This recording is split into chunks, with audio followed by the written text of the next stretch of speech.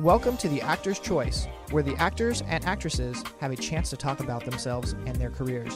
Join us now for the next hour as we explore the marvelous industry of acting by actors and actresses from today's exciting show business world. And now, direct from Hollywood, here's your host, Ron Brewington. Hi, everybody. I'm Ron Brewington, and welcome to The Actor's Choice. Roll it, Tony. Remember the story? I just remembered something! Of the lovely lady and her very lovely girls? Wild horses couldn't drag it out of me. How about the man named Brady? Busy with 3 boys of his own? She's out of sight, Dad. Well, guess what? Remember the story? Ladies and gentlemen, my first guest today comes from a very well-known and outstanding reputation, which for him started in the 1960s and is still known today. In fact, he and his father, Sherwood, became the only father-son production team in the business. Okay, in the business. Ladies and gentlemen, please welcome Lloyd J. Schwartz. Greetings, Lloyd, and welcome back to the... Hi, Ron. It's so good to talk to you again.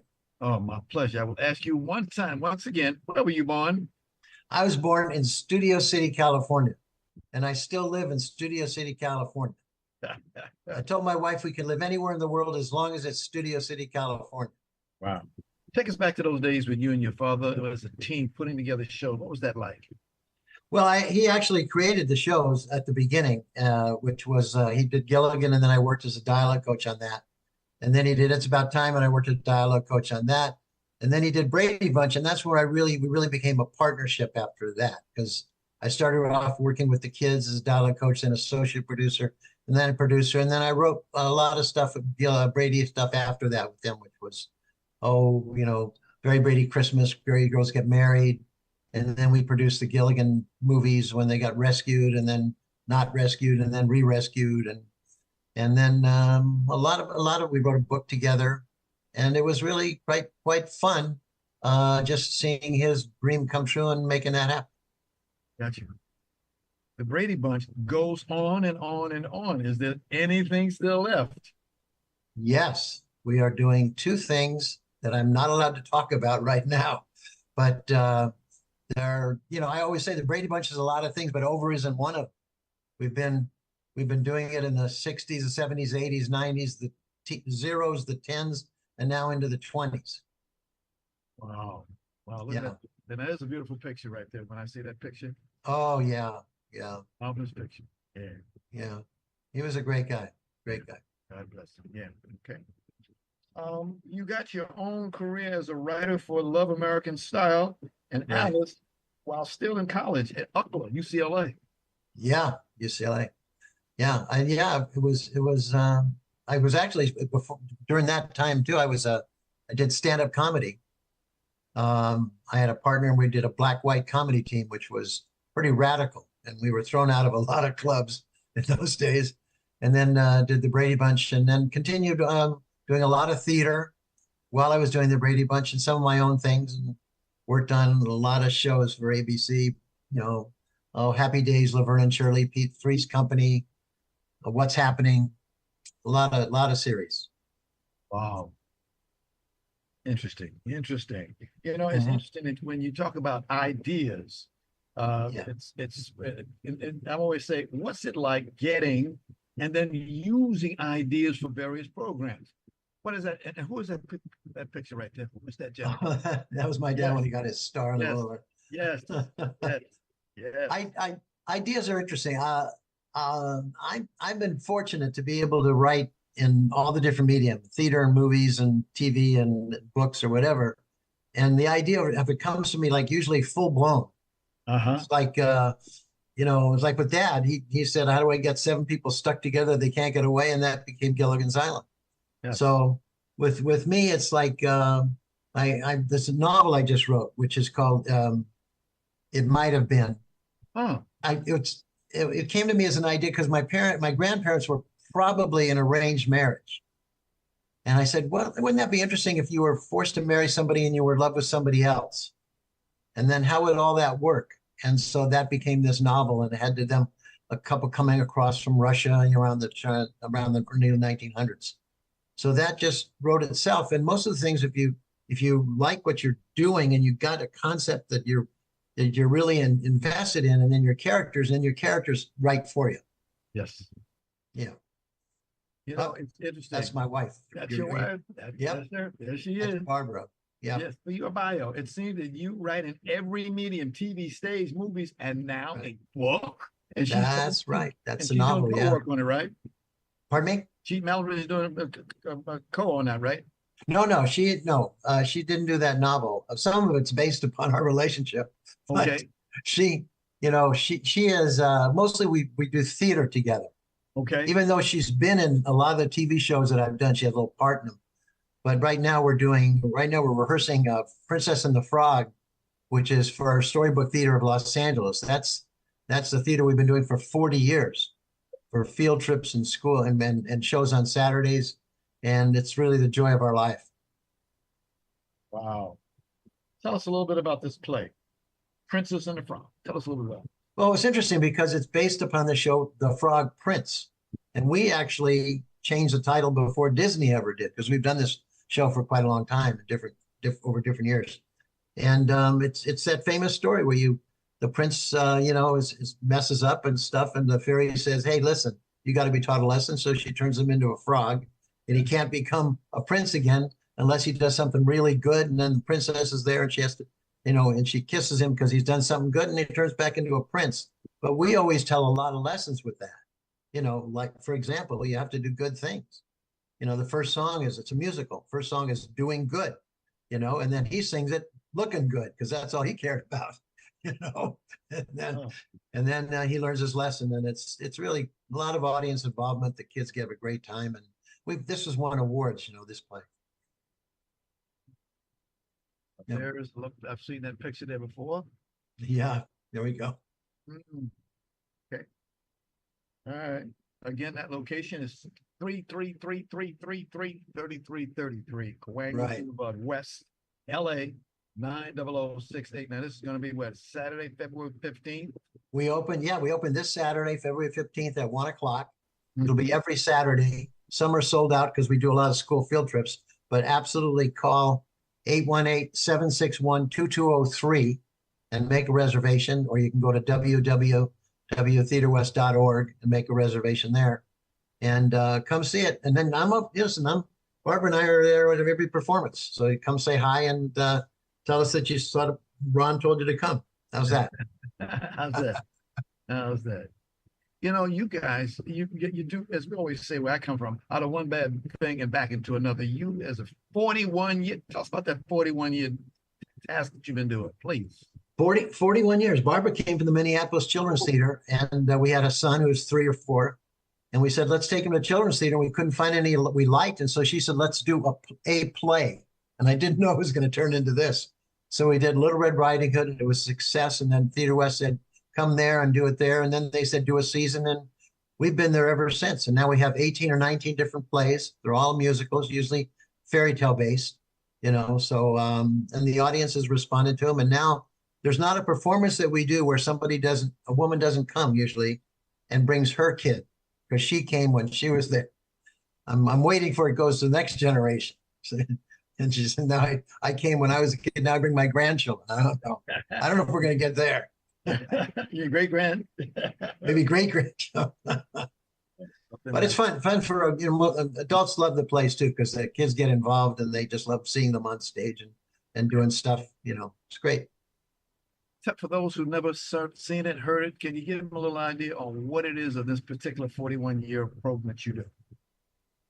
Well, we try to be everybody's first play, because right now kids only see things that are on screens. Yes. So we try to introduce them to classic theater.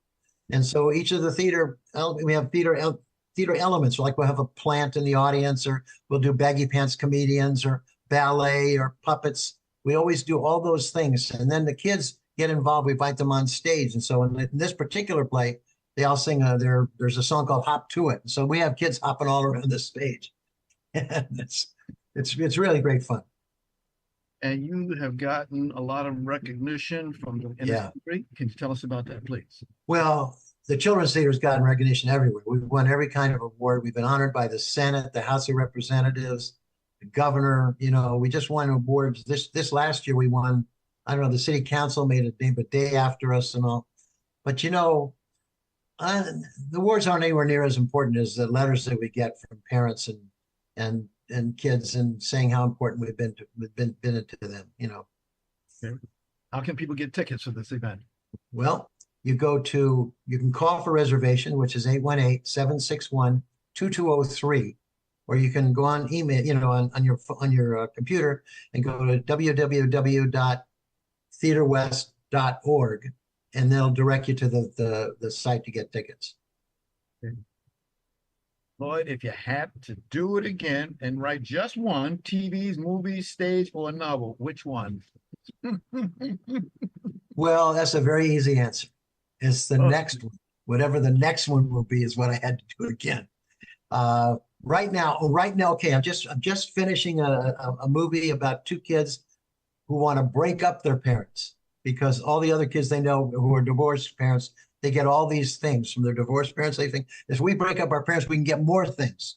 And so it's an opposite of most movies where they try to get their parents together. And it's pretty funny.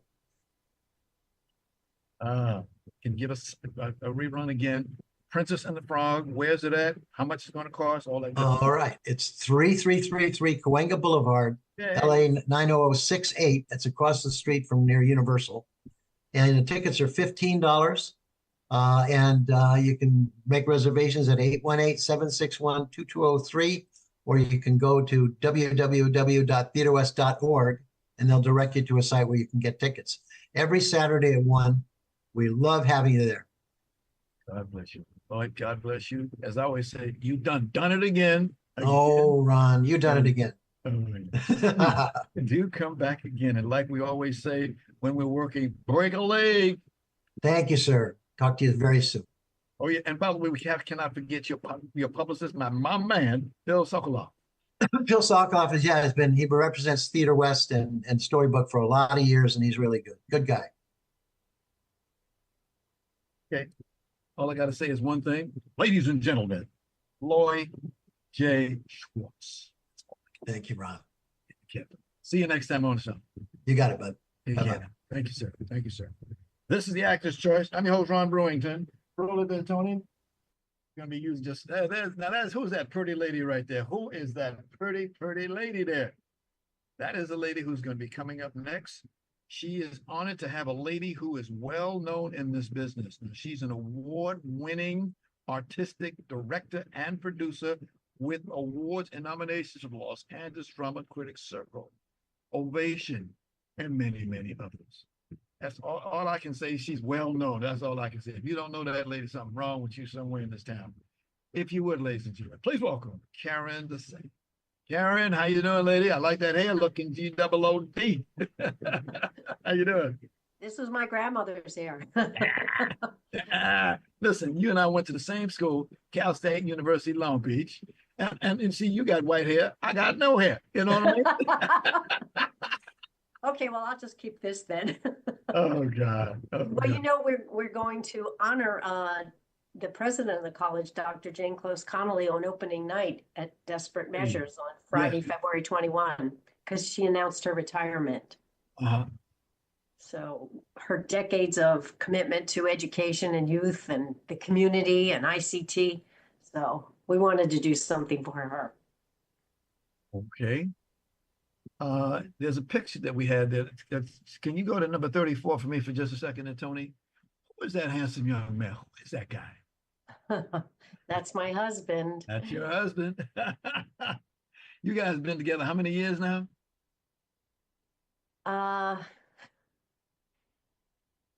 32. That's not love. That's love. That is love. Go for it, girl. That is marvelous. Marvelous. How did you get out here at CIT or the International City Theater? How'd you come out into that? How did I come?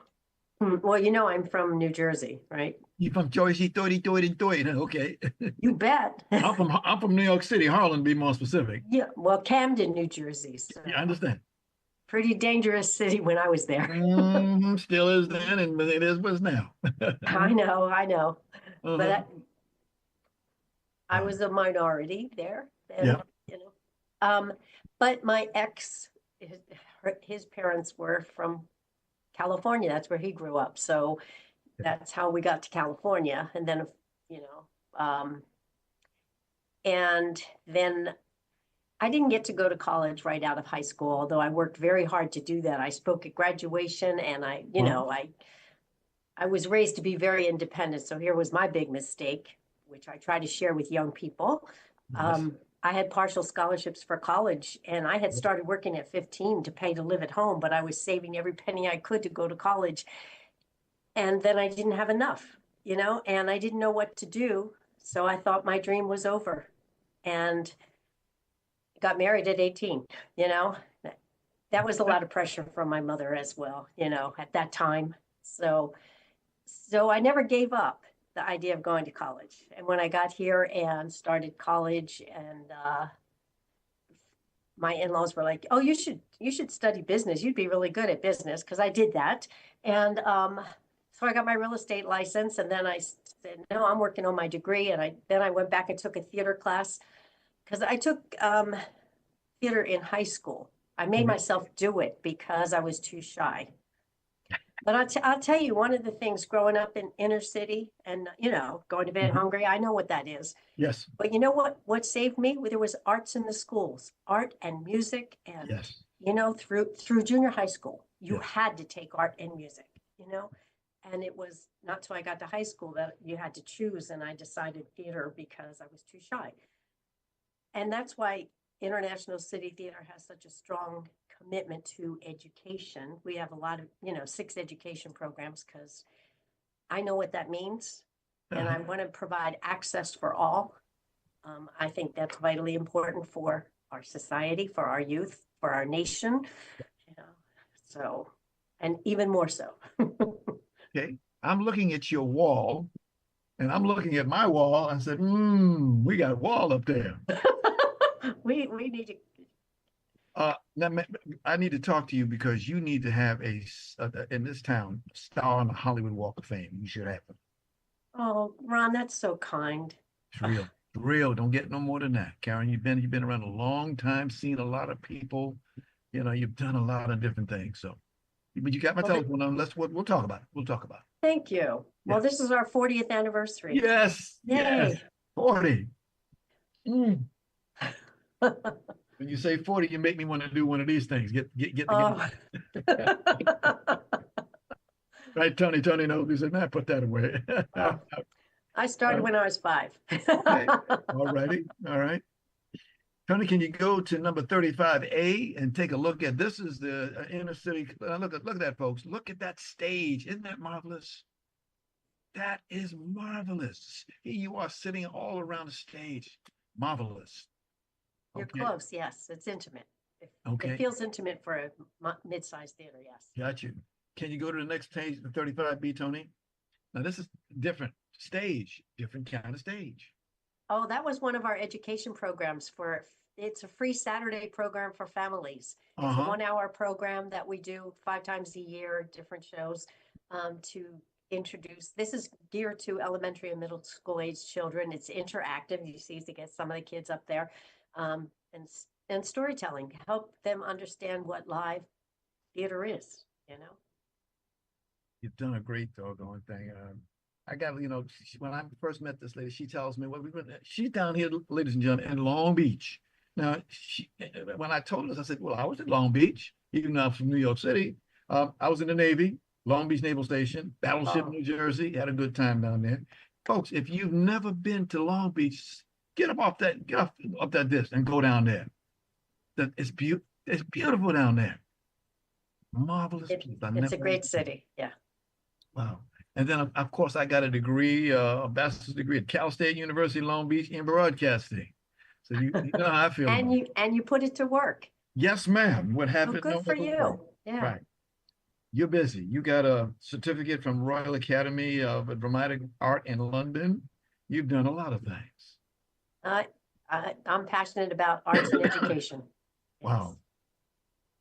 Tony, could you please show us 35C for a moment? Now, there's another theater. There's another theater. That looks good from the outside and the inside. how many famous people do you get a chance to talk to, see, and do? Well, let me just tell you, Pedro Pascal, Okay. who used to go by another name, did a show with us in 1999, one of our last shows we did on campus at City College. Because in 1999, we were running both theaters, so on the campus where we started and downtown Long Beach. And he did Orphans with us. And he did an interview with Variety that was so touching. I had to write down the quote because he talked about working on Broadway and elsewhere. And he said one of his best experiences ever was working at International City Theater. Marvelous, marvelous. Tony, would you please show this lady number 36 for a moment and see if she recognizes this one? Ah, look at that. That's our upcoming show. All right, tell us about it. Well, Desperate Measures is based on Shakespeare's Measure for Measure. It's a musical comedy, and it's got a sheriff and a priest and a governor and a saloon girl gone good and a nun out of the habit. So colorful cast of characters. Look, How can we get tickets? I'm happy to give you tickets. No, I know that, but I mean for the people out here, other people. Oh, I appreciate how do we get tickets? You can Yes. Go to our website, which is ictlongbeach.org. Can you hear me? Yep, loud and clear. ictlongbeach.org or call 562-436-4610. 562-436-4610. All right, you do that very well. Here's another one, The Violin Maker. Oh, that's a really uplifting, powerful play. The Violin Maker is going to be an American premiere. Yes. It's based on the stories of the violins of hope. So it's a powerful and uplifting play. Okay. And I'm going to direct that one. Oh, okay. What don't you do? Well, my MFA is in directing, and Okay. And usually I always direct one show. Sometimes I say, oh, I want to do these two, but usually I'll let it go. And it's really important to have other directors and artists, once, here they have different perspectives. That's really important for our audiences. Got you. This lady she does something that only very few people do. If you look at the screen, you'll see her name is in lowercase letters. She's been that way for a long, long time. That's beautiful. Beautiful. Tony, can you take us to the next one, please, sir? The Angel Next Door. That's a fun comedy, lighten it up, a romantic comedy by Paul Slade Smith. We did a show of his this past season, 2024, The Outsider. Yes. Which was a very funny comedy about the worst possible candidate to ever run for public office. So that was my social consciousness at work. And we also did What the Constitution Means to Me last year. That's just, just want to encourage people to think when they're voting. Excellent. Excellent. What's at stake? Yes. I heard that. The next one, Tony, 36, Charlie. Oh. Masala Daba. That's a world premiere by Wendy Graff. I directed one of her world premieres, Exit Wounds, a couple of years ago, which was a beautiful play. Masala Daba is an Indian spice box, and it's about an Indian African-American family, blended family, that reveal their stories that are inspired by their grandmother's masala daba.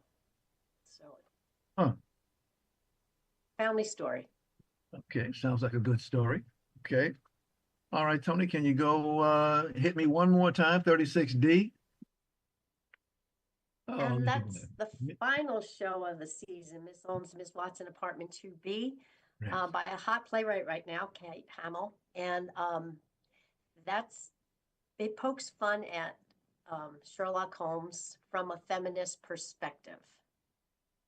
So this is the first time ever that we're doing a whole season of premieres, Ron. I mean, we've always included premieres from, 40 years ago when we opened the theater. we did A Quiet End, that was 85 when we were doing a play about AIDS before people were really talking about it. So we've always done premieres. I did not intend to do a whole season of premieres because that's risky. And it's also a huge responsibility because that play has to have a quality production to ensure a future, So we take that seriously. But let me tell you this about my audiences, how adventurous they are. Our subscription sales are up. They're subscribing to a season of plays they don't know, and they're adventurous, they're supportive, they're trusting, and I'm so grateful,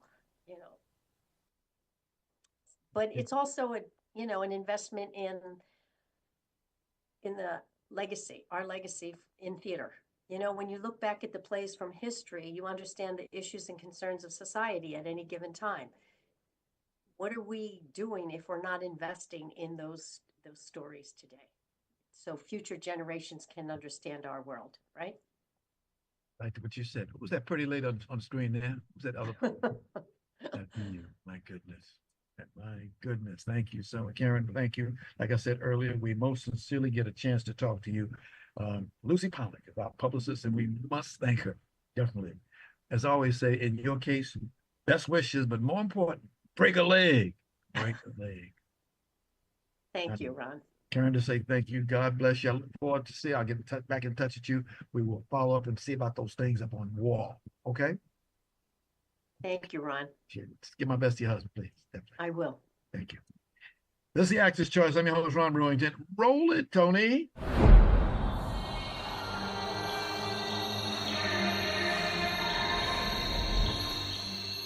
I won't say a word. Gotta read that body. Come a little closer, play a game with me. We can talk it over with telepathy. If you guess right, we can vibe to this night and day. And put a lemon soda in that vodka.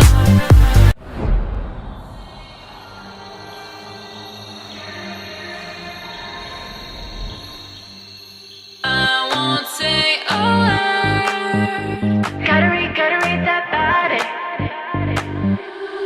Come a little closer, play a game with me. We can talk it over with telepathy. If you guess right, we can vibe to this night and day. And put a lemon soda in that vodka.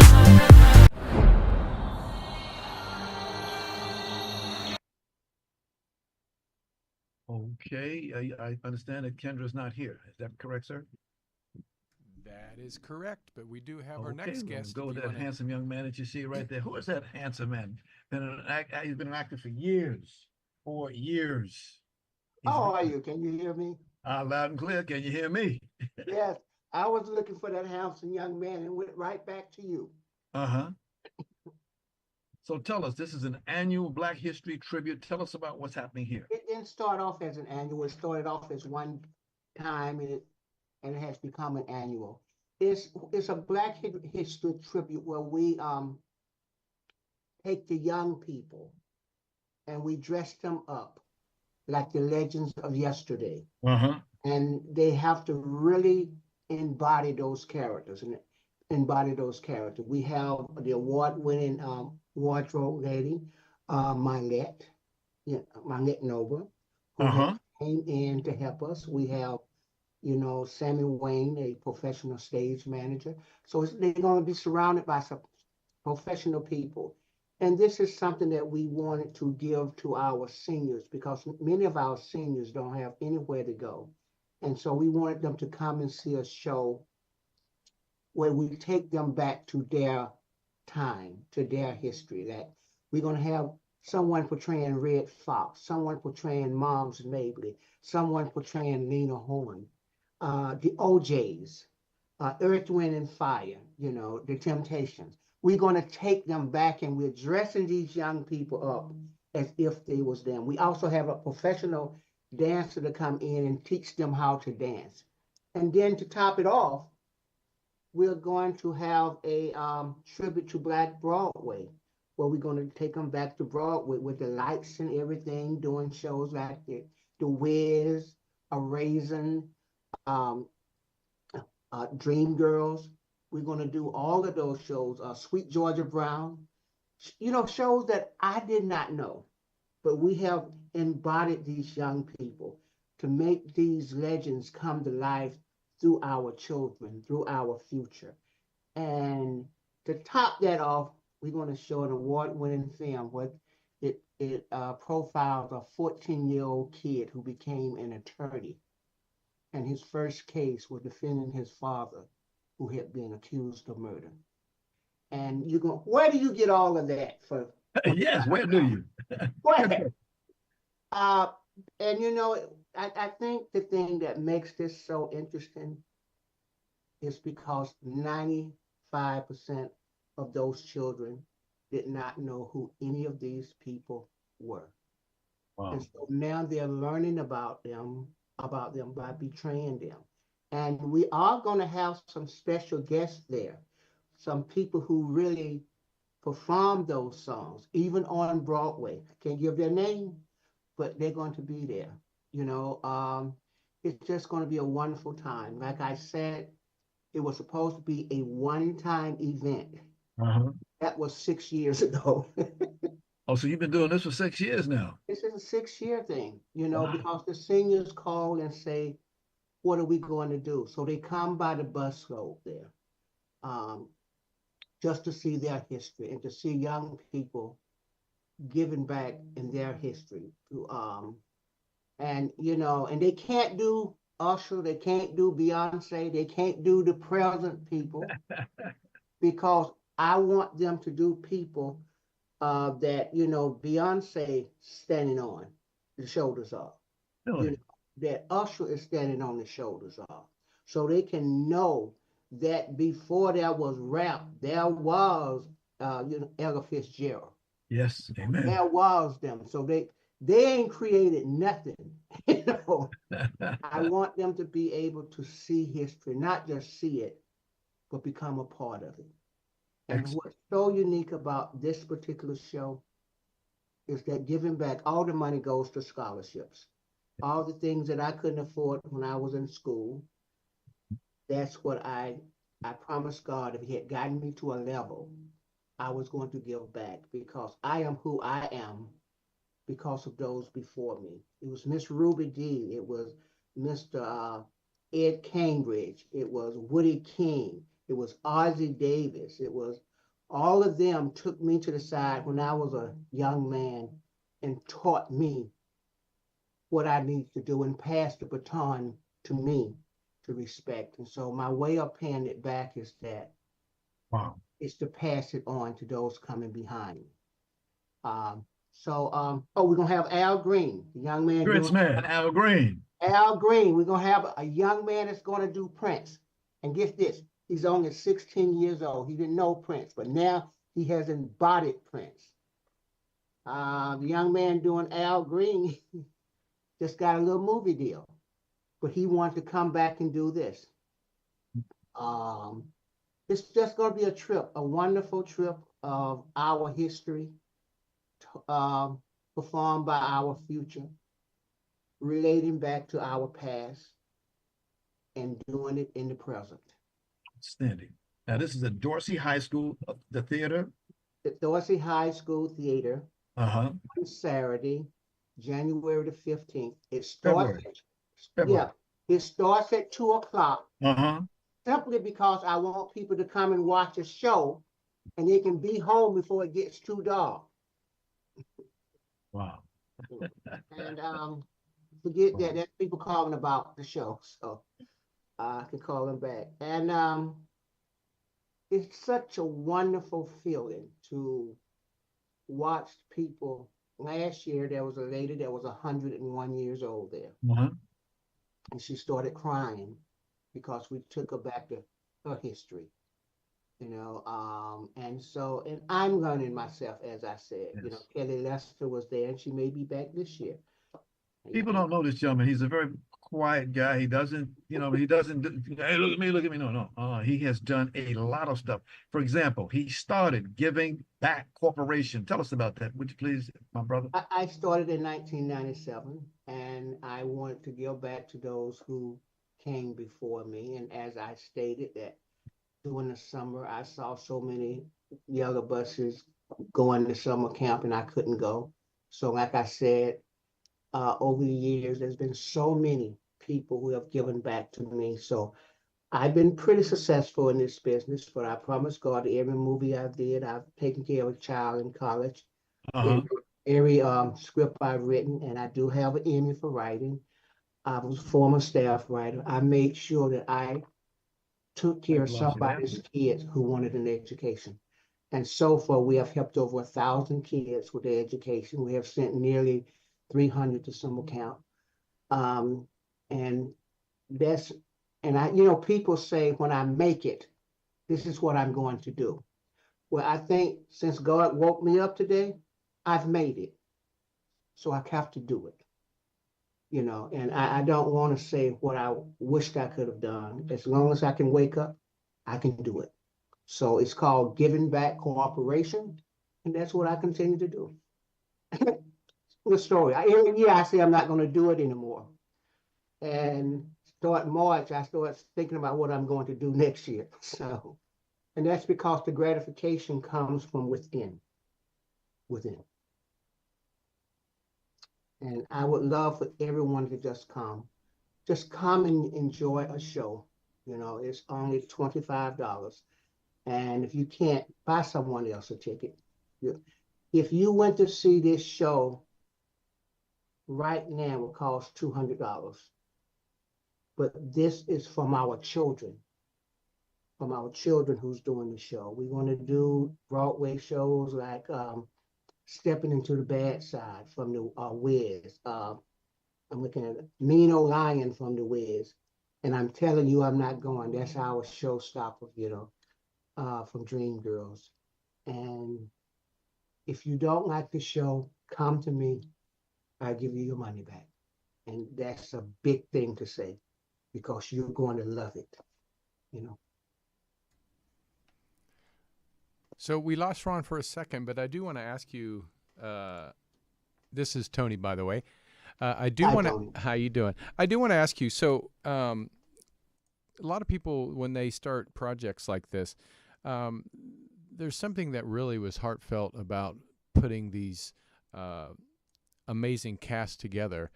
What was some of the, what were you looking for to bring these people into the stage? Was there like certain qualities you look for? You mean the young people or the people we're portraying? People they're portraying. I just know that we're standing on their shoulders, and there's so many. There are absolutely so many that people don't know about, and so I don't have a who I'm going to pick. It just sometimes it just comes to me. Now I know a lot of people like Lena Horne, a lot of people like Al Green, those groups, but I want people to know who the Delphonics were. I want people to know who the Dramatics were, who Millie Jackson was. It would right there when Gladys was starting off, there was Millie Jackson, and they don't know about those people, and I don't want to focus on Michael Jackson because everybody knows who Michael Jackson is, but a lot of people don't know who some of the other people is. A lot of people don't know. They know who Miss Kelly Lester was. And this particular event, we have one of the rare footages where Ray Charles is singing a duet with Stevie Wonder. Very rarely do you see those two together, but we have two young men who have embodied Ray Charles and Stevie Wonder. And, and let me say about the theater. The Dorset Theater need help. The string doesn't open the curtain. So we have turned something that need a lot of help. We have turned this theater into Broadway because we're doing it the old-fashioned way. We have people open the curtains backstage manually. And that, I think that's a great thing because we're teaching them what it's like. We're teaching them how to take something that people say is nothing and turn it into something great and still be on that stage. You know, we're making our own bubbles. We're doing things that you go to the Dorothy Channel, all those big theaters where they just match a button. There's not one button we can match to do anything. That's to turn the lights on, and we don't have all the lights there. But the show, the spirit, and how we have fixed this show up is great. And let me shout out to Dorsey High School, to the principal, who have welcomed us open hands. And also, I want to say that 100% of these funds goes to the scholarship. 100%. Hi, this is Ron Brewington. I'm sorry I'm not in to take your call. I'm either at another. 100%. And, you know, giving back, we are buying the concession things that they're going to sell. And we're not taking one dime for them. It's going to the school. And we're teaching the young people how to give back. And that's so important to not just to me, to everybody. And it's just a really good family show. All right, we have Ron back. Okay, and yeah, I'm back. Our internet dropped out on us. That has never happened before. Never. Wow. Well, it wasn't used to such great ingredients of what I'm talking about. Yes. Okay. Well, listen, we got 10 more minutes left, and there's a young lady who's been waiting for us. I just want to say, Ken, thank you very, very much for stopping by. You can hear me. I'll make sure you get a copy of it. Thank you. Thank you. I look forward to seeing or hearing from you soon. Thank you so much. All right, now. Telephone number 310-226-6198. That's 310-226-6198. Take care, folks. Thank you. Okay, we got another lady here today. She's an actress, she's a singer, she's a songwriter. Her name is Kendra Erika. Roll it, Tony.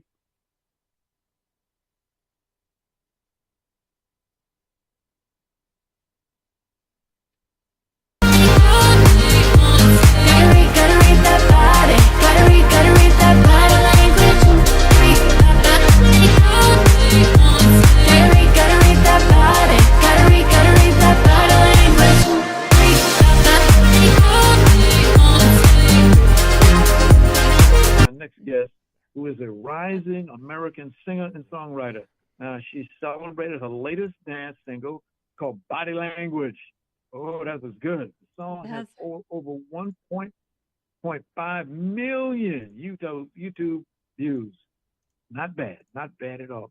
She soon will be extending her voice and message to millions across China and 175 other Asian-speaking countries. So, ladies and gentlemen, without further ado, please welcome Kendra Erika. Hi, Hello, Kendra. everyone. It's great that you introduced me as an American artist, because I have a shirt that's very appropriate for that today. Oh, that's beautiful. This we lost the internet. This has never happened in over almost 500 events that we do every Monday. We've never had this happen. So all I gotta do is just say, hey, okay, welcome to the Actors Church. I can see that you're doing a great work. Please tell us, where were you born? I was born in Boca Raton, Florida, and I lived there for most of my life, and now I live in Los Angeles. So it's been pretty fun. Before I moved here, I was bi-coastal. I was back and forth a lot. I was not just here, but to Vegas, Nashville, New York, because for what I do, you got to travel. That's it. As a star in the music world, I heard that the latest single, Body Language, climbs on their one-time chart. And so, can you talk about that, please? iHeartRadio stations, they're getting a lot out there. Yeah, well, Body Language is doing wonderfully right now. It's really climbing in Asia. It's climbing here in the States too. The video itself has reached, I think, over 2 million views. So that's a big milestone, and many more milestones to come for the single and for other singles succeeding.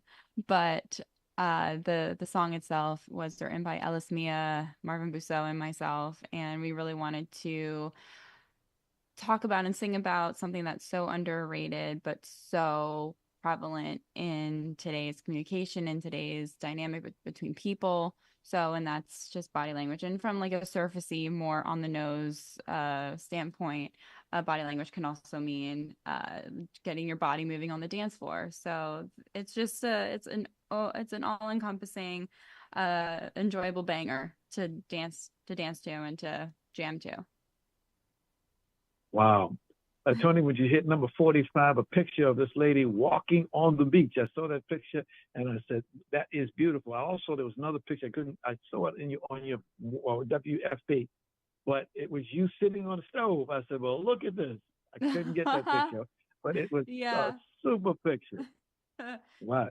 As we say in the business, not bad at all. Not bad. Wow. Yeah, I know. That's funny. Yeah. Just stay up to date with all the photos I got posted. Oh, yeah. Sitting on the stove. Cook me with the please. Cook me. Are you working on other acting projects now? Yes, I filmed a pilot called Cherry Picker, which was filmed about maybe like last summer, and now it's in pilot mode, but it's currently being shopped to Starz, the Starz network.